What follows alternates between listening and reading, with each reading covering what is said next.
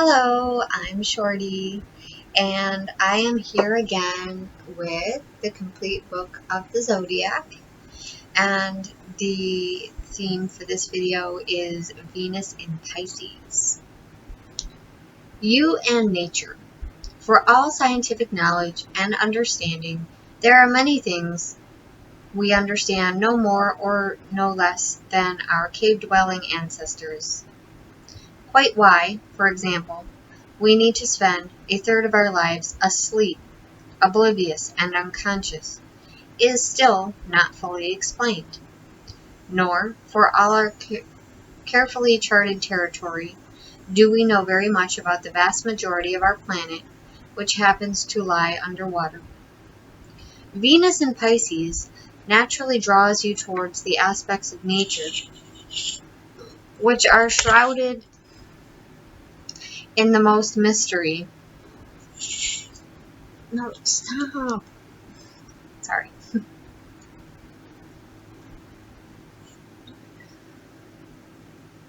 Yes. Why do some salmon swim so far upstream to spawn? Why do some creatures apparently choose to make their lives unduly difficult? And why, by contrast, do people seek their happiness in such shallow, unlikely places? How can humans expect to find true contentment in pursuits that cannot possibly ever bring more than momentary pleasure? How can they put their faith in such pretentious philosophies, empty dreams, artificial aspirations? How, for that matter, can they prefer plastic to wood, concrete to grass, fizzy-cola to pure, clear water? Where in us humans are the deep, instinctive, social taboos and market forces, are the opportunities to celebrate nature, express spontaneity, laugh from the tips of the toes, cry from the soul, and love from the heart.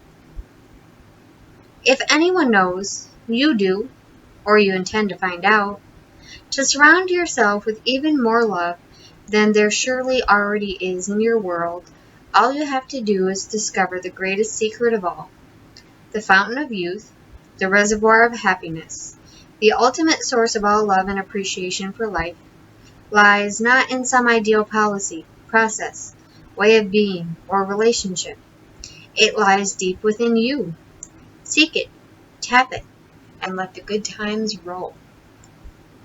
You and your creativity. People with Venus in Pisces fall into two categories: those who are immensely musical and know it, and those who are just as talented but don't. As members of the first group hardly need to be told about their skill, I will address the second here. Even in the unlikely event of your being stone deaf, or even, for that matter, being totally deaf, there's still a vast amount of rhythm, harmony, and poetry in your soul. Deafness never stopped Beethoven, and as for being tone deaf, well, how many modern pop stars would you like me to cite? Music is not just a matter of technical precision. Indeed, when that's all it involves, it becomes a branch of mathematics. Music is feeling, emotion, artistry, spontaneity, and the ability to create infectious, attractively subtle patterns in your environment. There's far more music in a finely tuned engine than a poorly tuned guitar, more harmony in a well-chosen outfit than in any singer's ill-tailored arrangement, and more rhythm in a well-conducted car sale than in any badly conducted orchestra. You may never have touched a musical instrument in your life, and may never feel the desire to do so.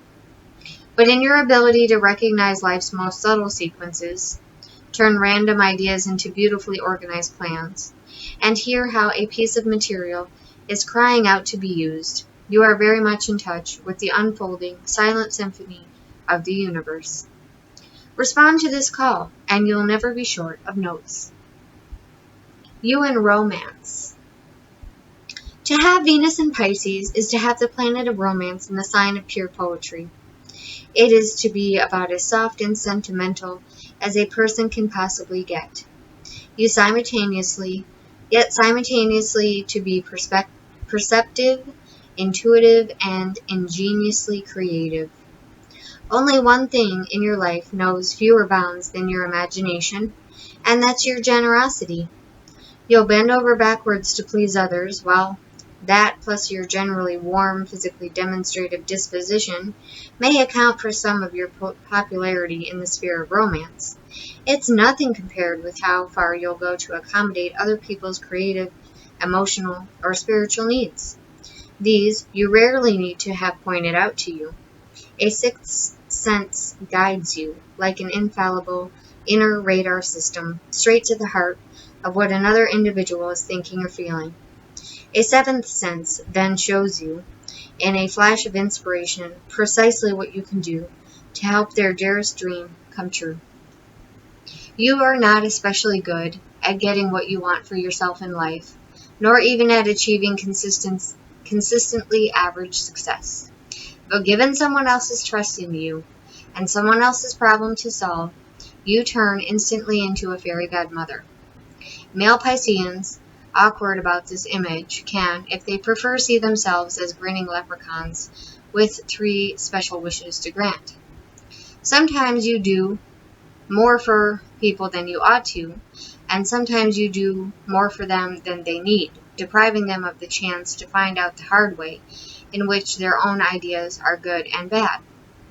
But always your motives are sincere, your results are impressive, and your admirers many. The only people who don't like you very much are the grumps and pessimists who feel shamed and confronted by your open, friendly man. The way you manifest your femininity. Years ago, the Zombies had a hit with She's Not There. It's about an exceptionally elusive, ethereal woman. The singer could watch in awe, but never quite pin her down. Was she a dream? Did she really exist? Or did she have Venus in Pisces? You could be her, or indeed the mysterious head-turning girl from Ipanema.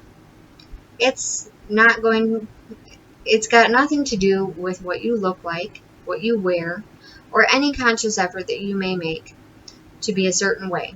It has to do with an unaffected but engaging air of mystery you cannot help but exude.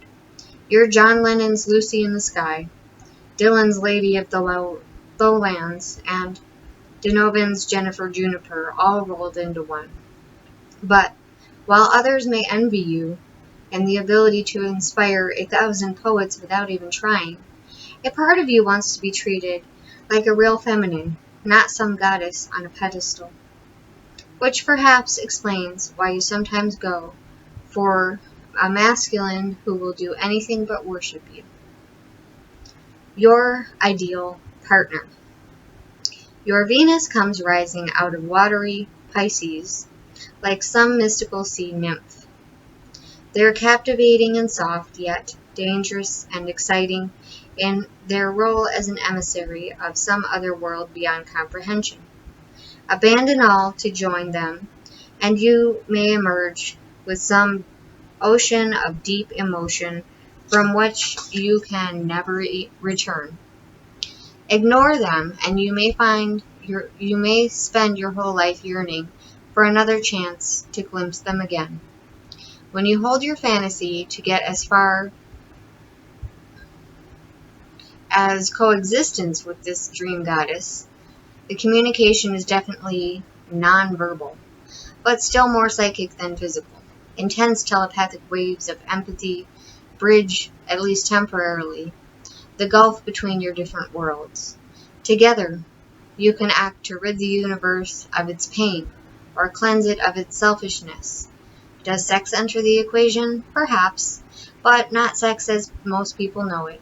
The ecstasy of worldly transcendence is both the golden reward and the enormous sacrifice that a masculine must make when he falls in love with a mermaid. Okay, so all of you that have Venus in Pisces, that's all that I have for you.